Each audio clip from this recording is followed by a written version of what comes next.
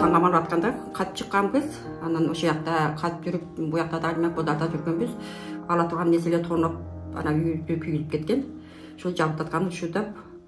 Баткен облусунун Достук айылынын тургуну Шаарбан Бабаеванын үйү соңку кыргыз-тажик чегара жаңжалында толугу менен өрттөнүп, болгон буюм-тайымы күлгө айланган.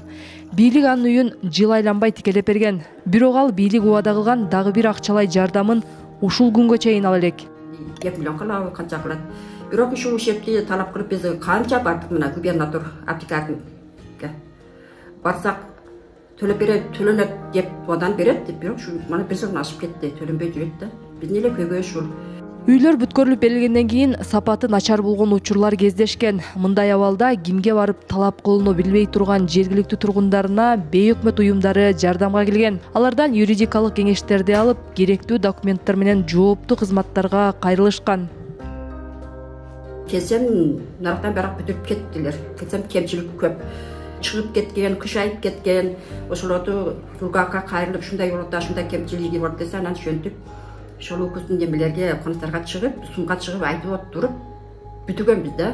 Кыргыз-тажик чегарасында жабыр тарткандарга Интербилим коомдук бирикмеси турак жай маселесин калыбына келтирүү боюнча бир нече жылдан бери жардам берип келүүдө. Мындай учурда бийлик менен коомдук уюм биргеликте иш алып барып, тургундарды колдоо маанилүү. Жабыркаган жаран мамлекет тараптан мындайча айтканда жардам бар экенин, мамлекет ойлойт экенин, мамлекет кабар алат экенин сезип туруш керек да. Ошондо гана жаран тез кабылына келет да. Ошон үчүн мен айтар элем, коомдук уюмдар жабыркаган маалда жардам берүү бул аябай зарыл. Интербилим коомдук уюму бир топ жылдан бери турак жай укугуна байланыштуу иштерди Ош шаарында да улантып келүүдө. Ар кандай положениеден кирдик, чыктык, но мыйзам чегинде бардык документтерибиз таклык үчүн Кудайга шүкүр, мана Верховныйда мана жүттүм. Ош шаарынын тургуну Үлпат Абдуллаева 4 жылдан бери сотко каттап келет. Анткени ал жашаган жерди жеке ишкер Нуркул Шырдаков 1998 жылы сатып алганын айтып, андан үйдү бошотууну талап кылып келген. Потому что биз ата бабаларыбыз мына чындык бар экен, бардыгыны так жасап, документтерди жасап келген экен да. 70 жаштагы Үлпат Абдуллаева үчүн жеке ишкерди жогорку соттон утуп чыгуу оңой болгон жок. Ал бир нече соттук отурумдарга катышып, өз мүлкүн коргоп калуу үчүн бейөкмөт уюмдарынан юридикалык кеңештерди алган. Интербилимге биз барып, кантип биз укугубузду коргошубуз керек. Кантип кайерге кайрылышыбыз керек. Эмне ишти кайерден башташыбыз керек. Бардыгыны биз өшөдөн өргөнүп, өшөдөн бир арызланып бардык. Ошого бизге улар жардам берип атат. Учурда Үлпат Абдуллаева болуп жеке ишкер менен анын кошуналары 33 үй бүлө соттошууда. Алардын бири Мамира Абдуллаева. Азыр ал жашап жаткан жер тамда 2 келин менен бирге турат. Анын үйүнүн кызыл китеби болгонуна карабай, учурда жеке ишкер менен соттошууда. Приказ чыгарып берипти, 10 күндүн ичинде өзүбүз ыктыярыбыз менен ушу үйлөрүбүздү бузуп чыгып кетишибизге туура келип атат азырчы. Ара жолдо калган Абдуллаева азыр бейөкмөт уюмдарынан кеңеш алып, керектүү документтерди топтоодо. 34 үй бүлө жашайт, аларга биз юридикалык консультация берип, кантип кайсы органга кайрылыш керек, кандай жол менен кайрылыш керек, кайсы мыйзамды колдонуш керек, ошол боюнча биз аларга консультация берип, кеңеш берип, аларды юридикалык сабаттыгына аз маз болсо да өнүктүргөнгө аракет кылганбыз. Эл аралык уюмдардын жардамы менен жергиликтүү тургундардын бир топ көйгөйлөрү чечилип жатканына ыраазы. Ошону менен катар жабыр тарткандар турак жайларын кайрадан калыбына келтирүүдө кандай укуктарга ээ экенин уюм аркылуу билишүүдө. Masalan, bizga foydasi tegadigan, elga tegadigan kim? Shu международный organizatsiyalar, shular MPO'lar, boshqalar hammasi shuni qiladi. Mana Batkenda bo'lganda ham kim yordam berdi? Borib, shular berdi. Boshqa yerda bir narsa bo'lsa boradi, shu yerda yordam beradi. Интербилимге иштеген юристтерге да рахмат. Endi birinchi o'rin bizga endi shu zamon tushib zamon bo'lsa, jaqda tinchlikda yashaymiz deymiz-da. Интербилим укук коргоо коомдук бирикмеси турак жай укугу боюнча 2010 жылдан бери иш алып барат.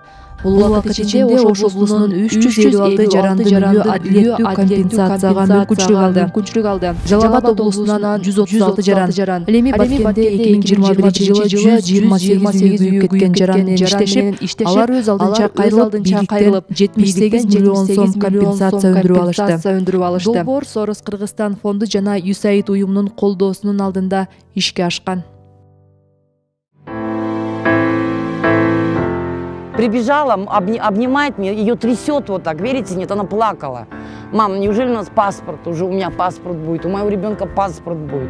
52 жаштагы Екатерина Нысанбаева толкундануу менен кубанычын тең бөлүшүп жатат. Анткени ал 35 жылдан бери ала албай келген паспортун алганы турат. Эми Нысанбаеванын өзүнүн, анын кызы менен небересинин официалдуу түрдө өздүгүн тастыктаган документтери болот. Ну, потеряла где-то с переездом же я паспорт. Вот так вот и получилось. Сюда пришла. Потом уже руки не стала уже ходить. Потом уже, когда паспортный стол сюда перенесли, я сюда приходила сюда. Екатерина Кыргызстанга Казакстандан 1989 жылы көчүп келген.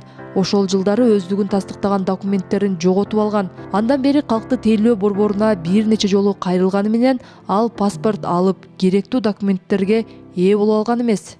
Я вот задаю вопрос, говорю, а вот здесь я что-то не понимаю, вот где-то объясните мне еще раз, потому что я юридически неграмотный человек, да, я не подкован как юрист, там, как кто-то, не подкован, где-то я переспрашиваю, мне просто говорят, да, вот так, вам что, 100 раз объяснять?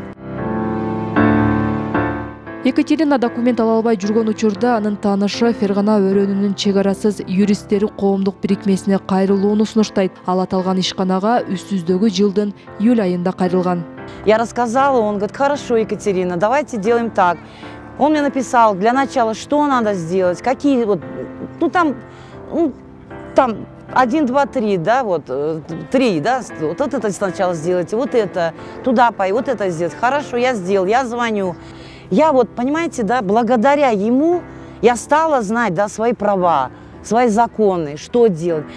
Ең приоритет бұл қыздары бар. 2 қызы бар, 1 небересі бар.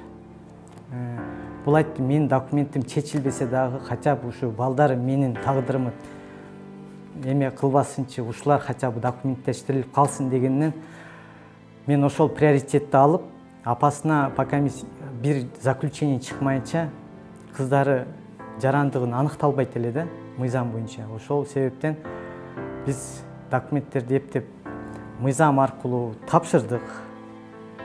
Екатеринанын 2 кызынын өздүктөрүн тастыктаган документтери жок болгондуктан орто мектептен билим ала алышкан эмес. Анын 5 жаштагы небереси билим алыш үчүн алар документ алууга аракеттенишкен. Нысанбаеванын үй бүлөсү маселени коомдук уюмдар чечип бергенине ыраазы болушууда. И меня бы, если бы не Нурлан, меня бы просто, мои документы, может быть, в долгий, дальний ящик закинули, как это бывает часто, да, и даже не вспомнили, получит, не получит, не получит. Вот такая у меня проблема. Вот она действительно решилась, да, проблема.